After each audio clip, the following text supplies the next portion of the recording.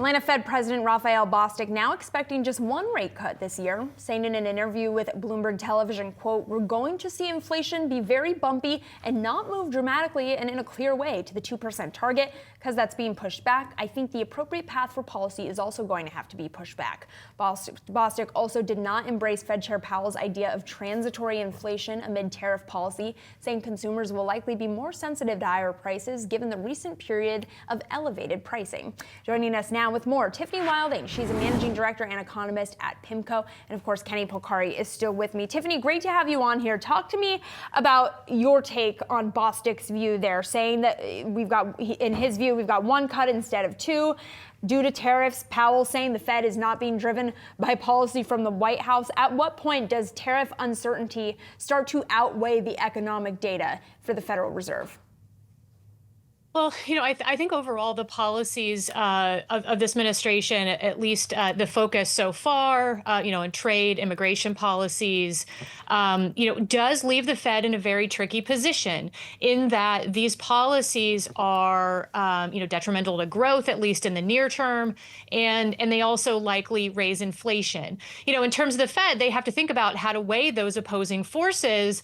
And, I think one issue in terms of the inflationary effects here is that price level adjustments related to tariffs should be just that, price level adjustments. So they're sort of one-off adjustments. They're not higher inflation, ongoing inflation levels. Nevertheless, I think the Fed has to, react to the higher inflation in the near term because it's difficult to disentangle exactly what's tariff related versus what's not. And in addition to that, we've seen pretty unilaterally across surveys that inflation expectations are rising. So short run inflation expectations kind of 1 year ahead have been rising, but even kind of 2 and 3 year ahead, and the University of Michigan 5 year ahead, 5 year inflation expectations, that's also risen. So, I think the Fed has to be, a little bit careful here. Coming off of a period of elevated inflation, you would expect inflation expectations to be a bit more adaptive to new information. And I think that's what they're worried about.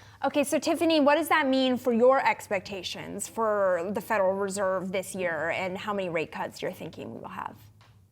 Yeah, I think we've been talking about the inflation side of the mandate here, but as I mentioned, the growth side of the mandate, the labor market side of the mandate is potentially, going in the other direction.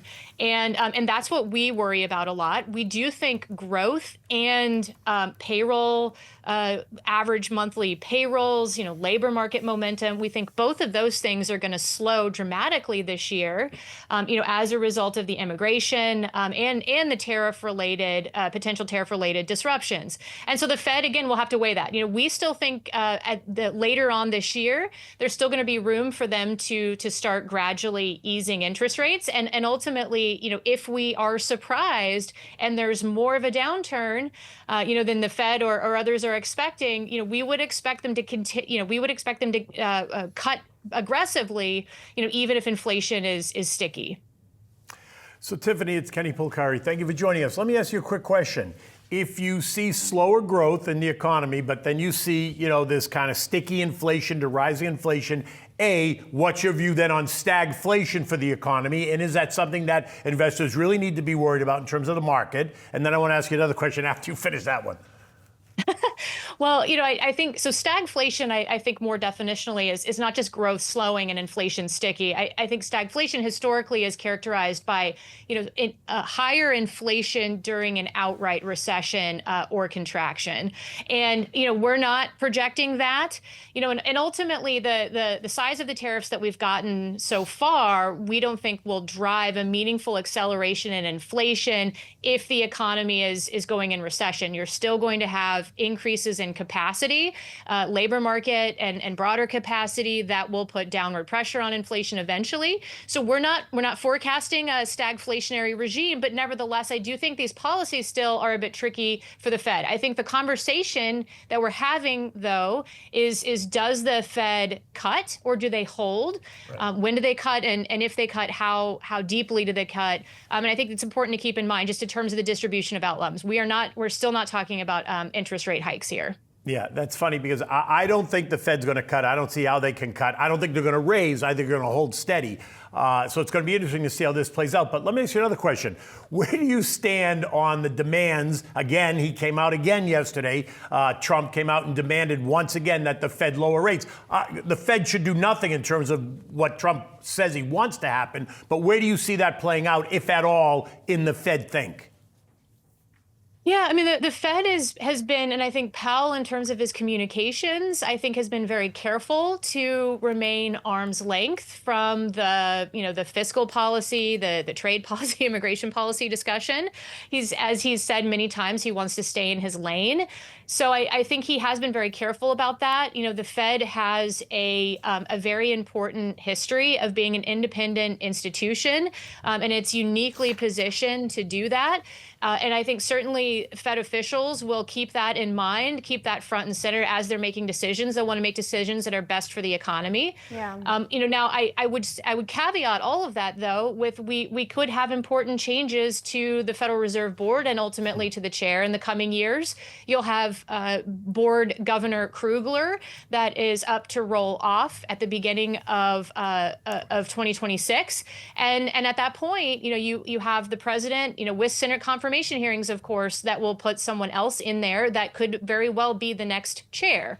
So obviously the views could be evolving, but I think in terms of Chair Powell, he has been very careful to to clearly state that he's making decisions independent of what the administration is saying. Yeah, Tiffany, certainly a lot of uncertainty. In our final minute here, I just want to get your macro view on where you see this economy heading. We have a Deutsche Bank survey showing the U.S. chances of heading for a recession are close to 50-50. What chance would you put of a recession? Yeah, I mean, so we would argue that recession risks are elevated, in any given year. Just looking at historical instances of recession, maybe there's a 15 to 20% chance of recession. We would say maybe it's a bit elevated than that, call it like 30 to 35%.